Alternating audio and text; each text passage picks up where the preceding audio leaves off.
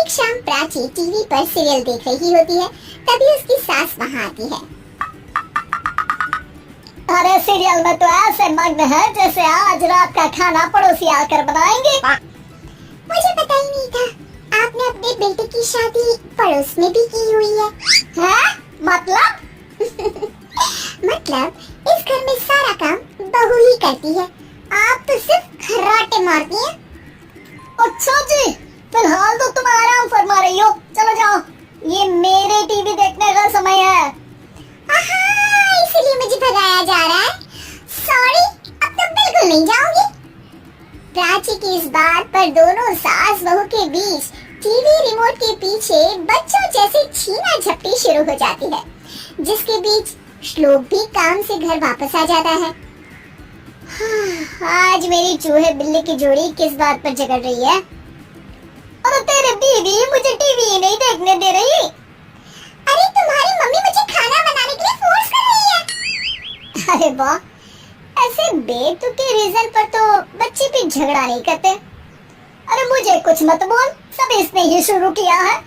हाँ, जैसे आप तो बहुत दूध की धूली है ना।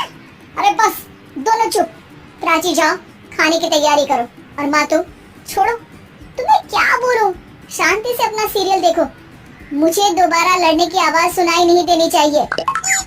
ऐसा बोलकर श्लोक वहाँ से चला जाता है, जिसके पीछे पीछे प्राची भी कुछ न कुछ बड़बड़ाते हुए रसोई में चली जाती है। हाँ, सासू जी को तो कुछ बोलेंगे ही नहीं, बस मुझ पर ही हुक्म चलता है, खाना बनाओ, जैसे मैं इनके घर में खाना बनाने के लिए आई हूँ। इसी तरह शाम बीतती है और रात को श्लोक और प्राची की सास खाना खाकर सोने चले जाते हैं, लेकिन प्राची गुस्से में कुछ खाए बिना काम में ही लगी रहती है। इस घर में किसी को घंटा फिक्र नहीं पड़ता, मैं खाऊं या भूखी रहूं। प्राची कुछ देर के लिए रसोई से बाहर जाती है और जैसे ही वापस आती है तो वहाँ दूध का भरा ग्लास देखकर हैरान रह जाती है। फिक्र पूरी है, बस दिखाना नहीं है। प्राची दूध पीकर सोने चली जाती है और अगली सुबह एक बार फिर सास बहू का कार्टून नेटवर्क स्टार्ट हो जाता है। ये तुमने ही किया है। अरे अजीब जबरदस्ती है, मैं बोल रही हूँ मैंने कुछ नहीं किया।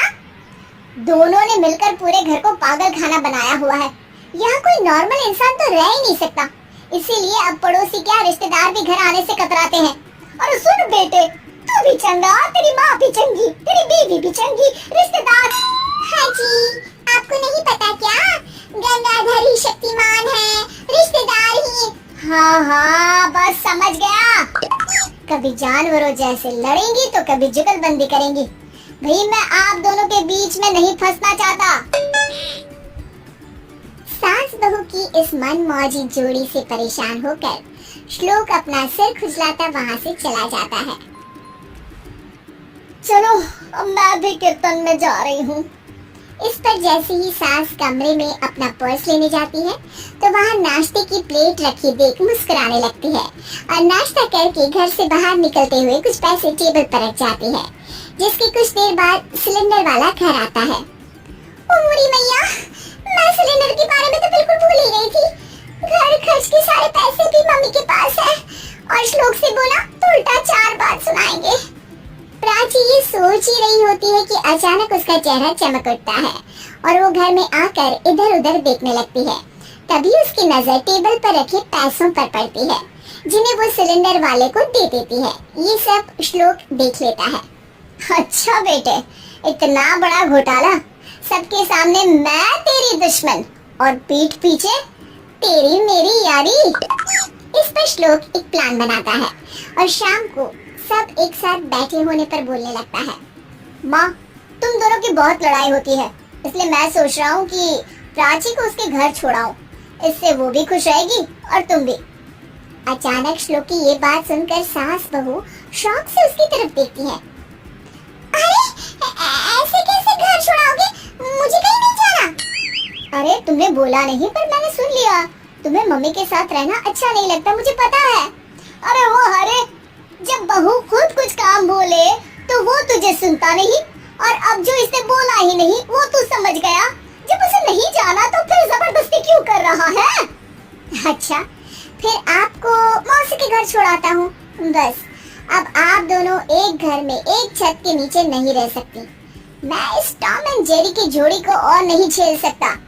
हैं? ऐसे कैसे नहीं रह सकते? तुम्हें इतनी दिक्कत है तो तुम्हारा बोरिया बिस्तर पैक कर देती हूँ, लेकिन मम्मी जी कहीं नहीं जाएंगी। बिल्कुल यही सुनना था मुझे। अगर दोनों में इतना ही प्यार है फिर हर वक्त ये लड़ाई का नाटक क्यों करती हो? देखा मैंने कैसे माँ किचन में दूध रखती है और तुम उनके लिए कमरे में नाश्ता रखती हो, और कैसे वो पहले ही तुम्हारी दिक्कत समझकर घर में पैसे रखकर बाहर जाती है। अरे भाई, इतना ड्रामा तो डेली सोप में भी नहीं होता जितना तुम दोनों ने इस घर में फैलाया हुआ है। तू हमें टॉम एंड जेरी बोलता है ना, तो याद कर वो दोनों भी एक दूसरे को बाहर वालों की बुरी नजर से बचाने के लिए हमेशा सबके सामने लड़ते थे, लेकिन अकेले में दिक्कत के समय मदद भी तो करते थे। बस हमारा रिश्ता भी कुछ ऐसा ही है। और वैसे भी अगर सास बहू में तू मैं नहीं होती तो दुनिया वालों को कहानियाँ कैसे मिलेंगी?